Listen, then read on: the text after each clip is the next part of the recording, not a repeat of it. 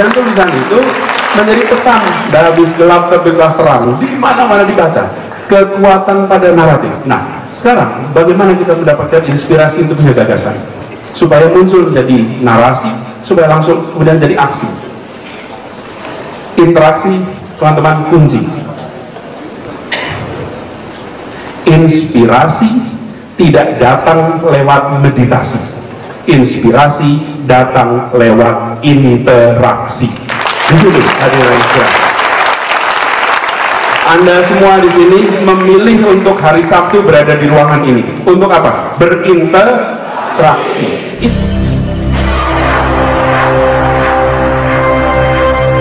Assalamualaikum warahmatullahi wabarakatuh.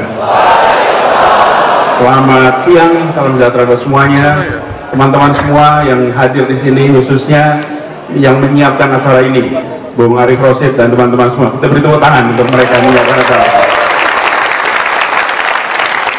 Teman-teman sekalian, Bung Arif kontak saya cerita tentang kegiatan ini, lalu minta saya bicara mengenai inspirasi dan lain-lain. Jadi saya kemudian merefleksikan apa ya yang sebenarnya menarik dari inspirasi kata-kata, karena seringkali akhir-akhir ini kata-kata dianggap tidak penting, yang penting kerja. Bukan sebenarnya kan? Kata-kata itu, coba jelaskan teman-teman. Relax dulu, relax.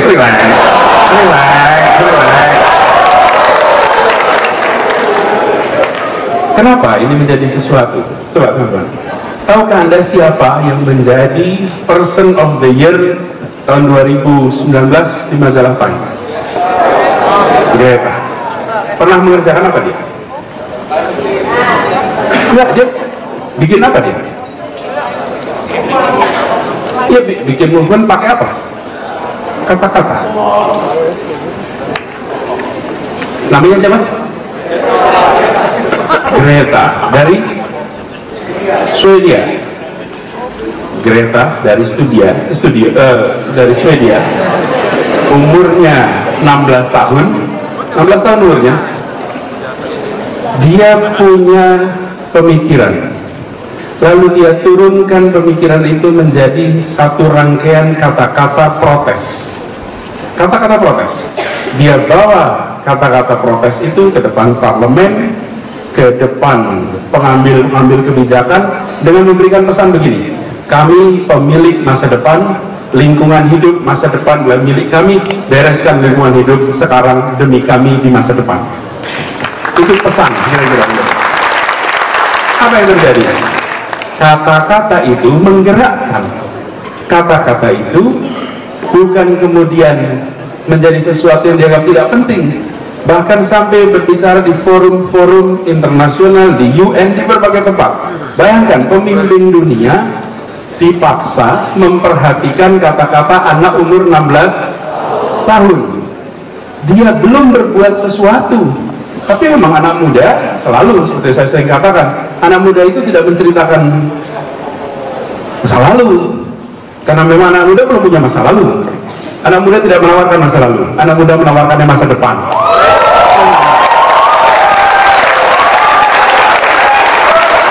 Jadi kalau Anda wawancara pekerjaan, kalau ditanya apa pengalaman Anda, kalau Anda jawab, Bapak, saya tidak menawarkan masa lalu.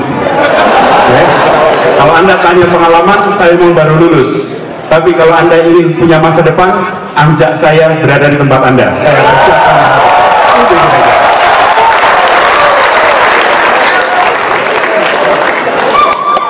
Berani nggak ngomong gitu?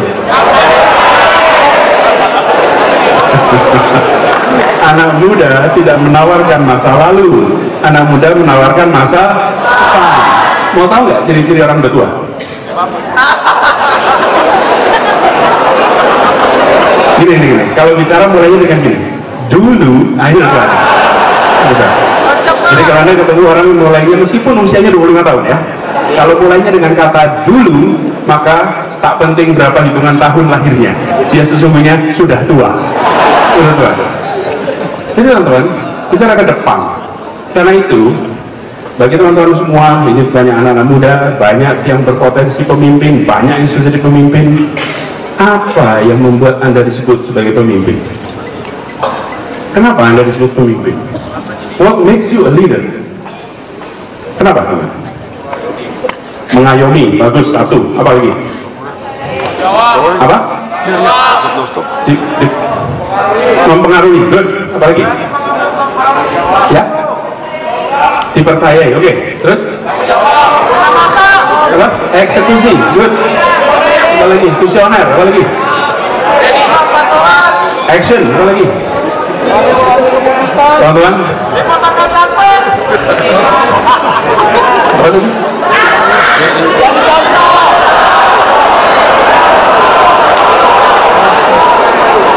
Apa tuh bikin rame itu?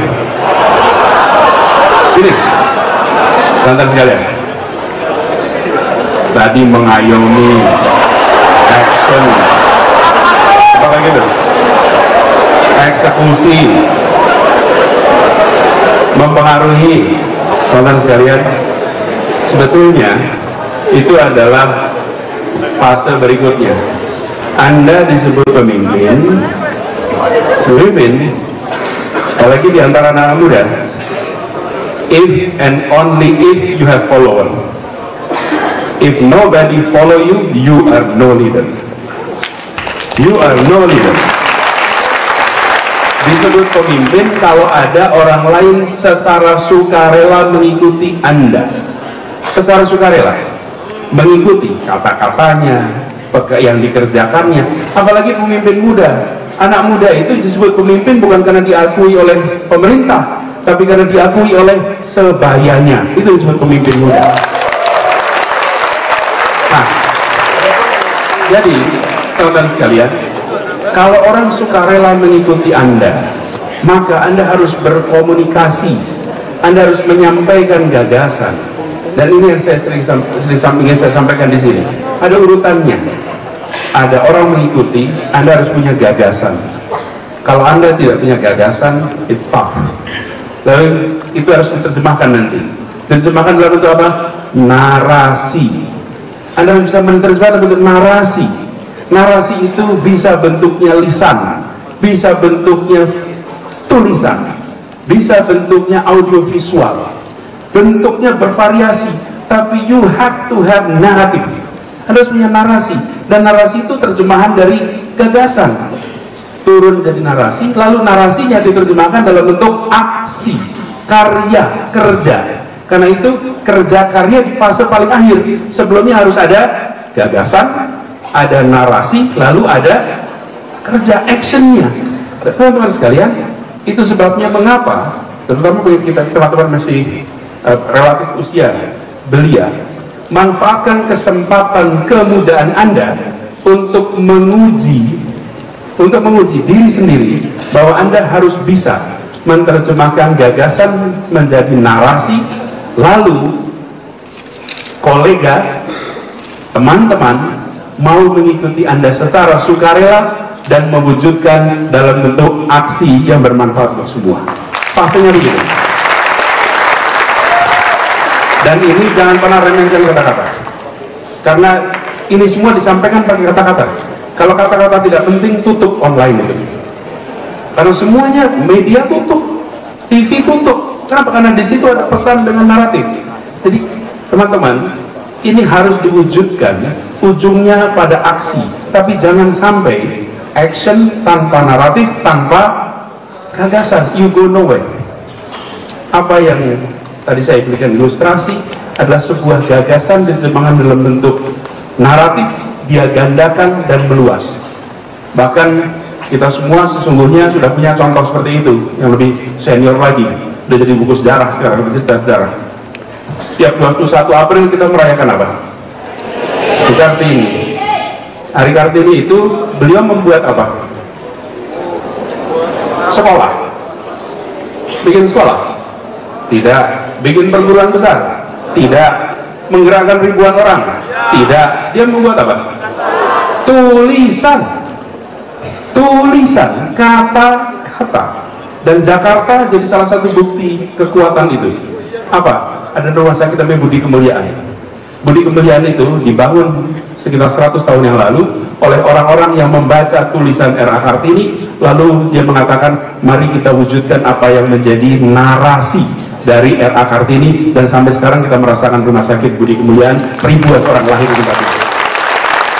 Dan tulisan itu menjadi pesan, dah habis gelap terbitlah terang, di mana-mana dibaca, kekuatan pada naratif. Nah, sekarang bagaimana kita mendapatkan inspirasi untuk punya gagasan supaya muncul jadi narasi, supaya langsung kemudian jadi aksi. Interaksi, teman-teman, kunci. Inspirasi tidak datang lewat meditasi. Inspirasi datang lewat interaksi. Di sini hadirin inspirasi.